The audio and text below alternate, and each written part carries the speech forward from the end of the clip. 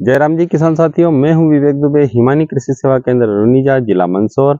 और आप देख रहे हैं हमारी खेती चैनल। हमारी खेती चैनल में आपका एक बार और पुनः स्वागत है।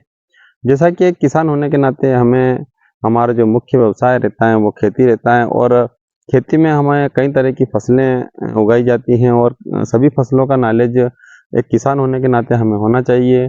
तो कम से कम जो हमारा मुख्य व्यवसाय है उसके लिए हमें प्रतिदिन कुछ ऐसे वीडियो को देखना चाहिए जो हमें हमारी खेती से संबंधित कुछ सिखाते हैं। तो वैसे ही आज भी हमारे वीडियो का जो मुख्य विषय रहेगा वो एक ऐसी औषधि फसल का रहेगा जो जिसकी खेती की ए टू जेड जानकारी आज आपको इस वीडियो के माध्यम से बताने का प्रयास करूंगा।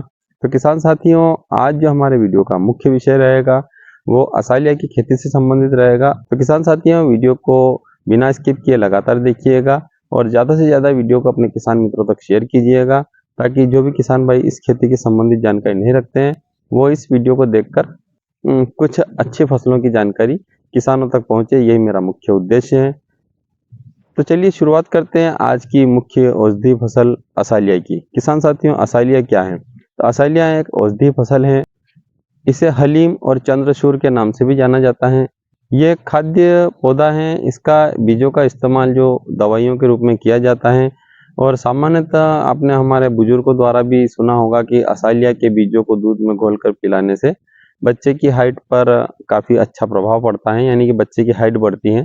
तो आज हम बात करेंगे इसी औषधि फसल की, इसकी खेती से संबंधित ए टू जेड जानकारी आज आपको इस वीडियो के माध्यम से बताने का प्रयास करूंगा। लेकिन खेती किस सीजन में की जाती है? तो जैसा कि किसान साथियों, अभी रबी सीजन का लगभग आखिरी समय चल रहा है, और हमारी जो गेहूं या अलसी या जो अन्य जो फसलें हैं वो अभी कटने के स्टेज पर आई हैं।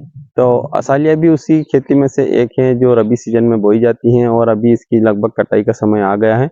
कई जगह इसकी कटाई शुरू हो गई है और कई जगह पर इसकी कटाई एक दो दिन में चालू होने वाली। तो किसान साथियों, सामान्यतः असालिया की खेती रबी सीजन में की जाती है, और अगर इसके बुआई के समय की बात की जाए तो ये 15 अक्टूबर से लेकर 15 नवंबर तक आप इसकी बुआई कर सकते हैं। सामान्यतः आप इसको 30 नवंबर तक भी इसकी बुआई कर सकते हैं, लेकिन इसका जो सामान्य जो समय है वो 15 अक्टूबर से लेकर 15 नवंबर तक है। इस समय आप इसके बीज की बुआई कर सकते हैं। अब बात करते हैं इसकी खेत की तैयारी के लिए हमें कौन सी मिट्टी की आवश्यकता होती है, इसकी खेत की तैयारी किस तरीके से की जाती है। तो सामान्यतः असालिया एक ऐसी फसल है जो हल्के खेत में भी हो सकती है, यानी कि इसकी खेत के लिए बहुत ज़्यादा भारी मिट्टी की आवश्यकता नहीं रहती है। ये हल्की मिट्टी में भी हो सकती हैं, और सबसे बड़ी बात यह है कि ये कम पानी में भी बहुत बेहतरीन पैदावार देने वाली फसल है। तो किसान साथियों, असालिया की खेती करने के लिए हमें सबसे पहले खेत की अच्छे से हकाई जुताई करवाना है। हकाई जुताई करने के बाद जो है इसमें अच्छे से क्यारी बनाना है। क्यारी बनाने के बाद जो इसका बीज बारीक रहने के कारण हमें इसमें भुरका विधि का इस्तेमाल करना है, ताकि जो हमारा बीज ज़्यादा गहराई पर न जाए। 1 से 2 इंच की गहराई बीज के लिए पर्याप्त रहती है, ताकि आपका जो बीज अच्छे से अंकुरित हो जाए और ज़्यादा गहराई तक वो न जाए। सामान्यतः इसमें खाद की बात की जाए तो जब हम इस खेत की तैयारी करते हैं और खेत में कोई हकाई जुताई करने के बाद जब क्यारी बनाते हैं, तो जब हम बीज का भुरकाव करते हैं उसी समय हमें इसमें जो हमारे 3 मुख्य पोषक तत्व रहते हैं, एनपीके, जो नाइट्रोजन, फास्फोरस और पोटास रहते हैं, वो हमें प्रारंभिक बेसल्स डोज में 50 किलोग्राम प्रति एकड़ के हिसाब से खेत में फर्स्ट पानी पिलाने से पहले हमें भुरकाव करना है। और सेकंड फर्टिलाइजर का इस्तेमाल, जो नाइट्रोजन है उसका इस्तेमाल हमें समथिंग 1 महीने की फसल में जब हम पानी पिलाते हैं उस समय हमें उसमें भुरकाव करके सेकंड जो स्टेज पर उसे यूरिया देना है। ये सामान्यतः 3 पोषक तत्व ही हमारी इस खेती के लिए पर्याप्त हैं, और इन पोषक तत्वों को हमें बेसल से डोज के समय ही दे देना है। केवल नाइट्रोजन का इस्तेमाल हमें हमारी फसल के 1 महीने के बाद जब हम उसे पिलाते हैं तब उसमें नाइट्रोजन का इस्तेमाल करना है। तो सामान्यतः बीज दर की बात करें तो 1 एकड़ के लिए 5 किलोग्राम बीज इस फसल के लिए पर्याप्त है, जिसे हम भुरका विधि द्वारा करके 1 एकड़ में 5 किलोग्राम इसके बीज का इस्तेमाल करना है। वहीं खरपतवार नियंत्रण की बात की जाए तो सामान्यतः इसके लिए कोई खरपतवार नाशक दवाई नहीं बनी है, और इसकी खेती के लिए हमें अच्छे से निंदाई गुड़ाई ही हमारा इसका प्रथम लक्ष्य रहता है। तो जब आप हमारी फसल अच्छे से अंकुरित हो जाए या 20-25 दिन की हो जाए, तब हमें इसकी एक बार अच्छे से निंदाई गुड़ाई करवाना है।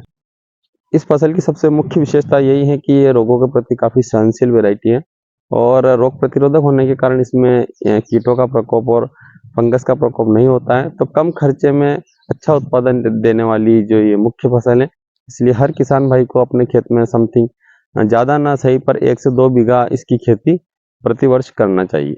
सामान्यतः इस पौधे की हाइट की बात करें तो इसकी हाइट सामान्यतः 3 से 4 फीट आखिरी रहती है और पौधा ज़्यादा फैलावदार नहीं होने के कारण फसल काफ़ी अच्छी अट्रैक्टिव लगती है। वहीं इस फसल में अगर फूल और फली की बात की जाए तो सामान्यतः इस फसल के लिए के फूल जो हैं वो सफ़ेद रंग के होते हैं और अगर फली की बात की जाए तो इसकी फली थोड़ी अलग टाइप की आती है, यानी कि आप इसकी फली जो रहती है टिक्की नुमा रहती है, जो टिकड़ी आती है ना उस तरीके से इसकी जो फली उस डाली पर टिकड़ी नुमा लगती है, जिसके अंदर हमारा बीज सुरक्षित रहता है। सामान्यतः इस फसल की पकने की अवधि रहती है 100 से 110 दिन।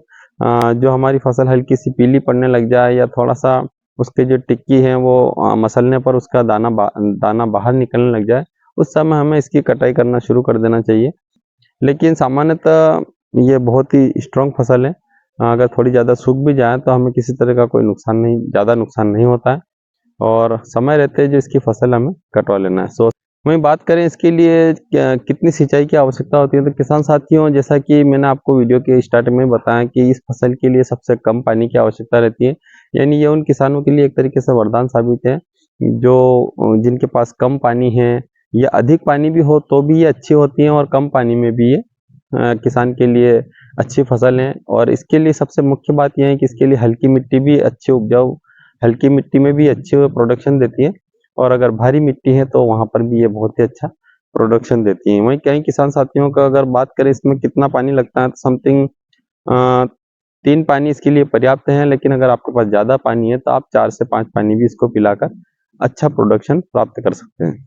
अब बात करते हैं इस फसल की पैदावार की, तो किसान साथियों इसकी सामान्यतः पैदावार रहती है 6 से 8 कुंटल प्रति एकड़, यानी कि 1 बीघा में ही आपके 3 से 4 कुंटल का इसका उत्पादन रहता है।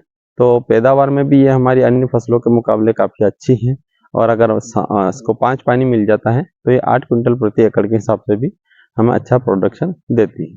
वहीं अगर इसके भाव की बात करें तो सामान्यतः किसान साथियों इसका भाव आज से 4-5 साल पहले 17-18 हज़ार रुपये प्रति क्विंटल था, लेकिन वर्तमान में इसकी खेती में काफ़ी इजाफा हुआ है और फिर भी अभी वर्तमान में आज की रेट की बात करें तो 6 से 7 हज़ार रुपये प्रति क्विंटल का आज की रेट में इसका भाव है। तो ये भाव भी अभी काफ़ी अच्छा है, अन्य फसलों के मुकाबले ये भाव भी हमें काफ़ी अच्छा है और कम मेहनत की फसल है, कम खर्चे की फसल है। तो इस फसल को हर किसान भाई को 1 आध बीघा में तो लगाना ही चाहिए। इस फसल की एक और सबसे मुख्य विशेषता यह है कि इसमें पशुओं द्वारा इतना नुकसान नहीं होता है, यानी इसको खाने में पशु कम पसंद करते हैं। तो किसानों के लिए एक तरीके से बहुत ही अच्छी फसल है। आप इस फसल को उस जगह भी बो सकते हैं जहाँ पर आपको असहाय पशुओं से ज़्यादा खतरा रहता है, वहाँ पर भी आप इस फसल को बोकर, आपके पास अगर कम पानी है या हल्की भूमि है वहाँ पर भी आप इस फसल को लगाकर अच्छा उत्पादन प्राप्त कर सकते हैं। वहीं बात करते हैं इस फसल को किस किस क्षेत्र में सर्वाधिक मात्रा में बोया जाता है, तो किसान साथियों ये राजस्थान में सर्वाधिक मात्रा में बोई जाने वाली फसल है और सामान्यतः अगर जिले वाइज बात करें तो राजस्थान के नागौर जिले में सर्वाधिक मात्रा में बोई जाती है और अभी वहाँ पर लगभग सभी जगह कटाई का सिलसिला शुरू है और मध्य प्रदेश के भी मंदसौर नीमच जिले में लगभग इस फसल को अच्छी तरह से कुछ सालों से किसान भाई लगातार बो रहे हैं। अगर बेचने की बात करें इस फसल की तो सामान्यतः इसके लिए जो मंदसौर नीमच के लिए तो नीमच मंडी सबसे फेमस मंडी है, जहाँ पर सभी तरह की औषधि फसलें या अन्य जो फसलें हैं वो भी वहाँ पर बेची जा सकती हैं। तो जो मंदसौर नीमच के किसान भाई हैं उनके लिए बेचने में भी ज़्यादा असुविधा नहीं है। तो ये थी हमारी असलिया की खेती से संबंधित कुछ सामान्य जानकारी। एक किसान होने के नाते हमें एक ही फसल के पीछे नहीं रहना चाहिए। रबी सीजन में जो अन्य कई तरह की फसलें रहती हैं उन सभी को भी हमें हमारे खेतों में लगाना चाहिए ताकि हमें हर फसल का अच्छे से भाव मिल सके। अगर सभी किसान एक ही तरह की फसल लगाएंगे तो कहीं ना कहीं भाव पर भी उसका बहुत ज़्यादा इफेक्ट पड़ेगा। तो किसान साथियों ये थी असलिया से संबंधित कुछ सामान्य जानकारी। आशा करता हूँ कि आपको मेरे द्वारा दी गई जानकारी अच्छी लगी होगी। आगे भी इसी तरह से वीडियो में बने रहने के लिए वीडियो को लाइक, सब्सक्राइब और शेयर करना ना भूलें। धन्यवाद।